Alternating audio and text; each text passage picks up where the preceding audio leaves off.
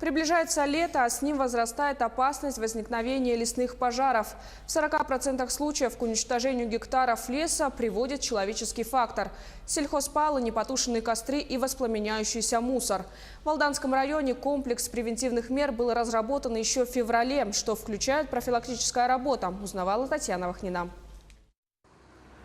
В последнюю декаду мая в Алданском районе будет объявлен режим повышенной готовности к возможной борьбе с огненной стихией. К разработке комплекса превентивных мер спасатели совместно с представителями природоохранных структур и главами поселений приступили еще в феврале. Все необходимые документы по подготовке и задачи по ликвидации, локализации и наблюдению за лесными пожарами готовы.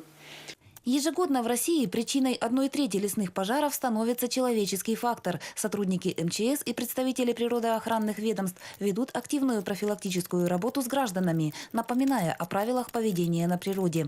Также спасатели подчеркивают, что постановлением главы района сельхозпалы запрещены.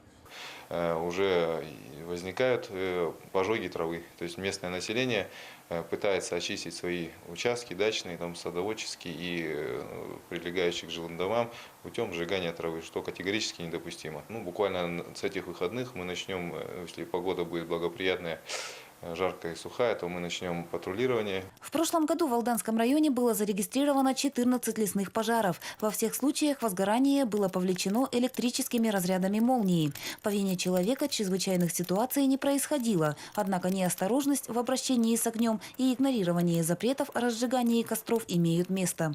В целях повышения уровня готовности проводится анализ недочетов прошлых лет. Для тушения крупномасштабных лесных пожаров необходимо дополнительное количество личного состава людей в мобилизационный план, и специализированной техники, конечно. Бывает проблема с доставкой в удаленные места. Залогом благополучного исхода любой экстремальной ситуации является слаженность и согласованность действий. Также ведется работа по формированию и подготовке добровольных пожарных дружин. Добровольные пожарные дружины созданы, и на предприятиях созданы, и в поселениях созданы. В принципе, хорошо себя показывают это Белецкий наслег, это Кутанинский. Сотрудники МЧС отмечают, что большую сознательность в соблюдении правил безопасности, а также активность в подготовке к пожароопасному периоду проявляют жители отдаленных поселков, нежели крупных городов. Татьяна Вахнина, Сергей Шипачев, Александр Лукин, Алданский район.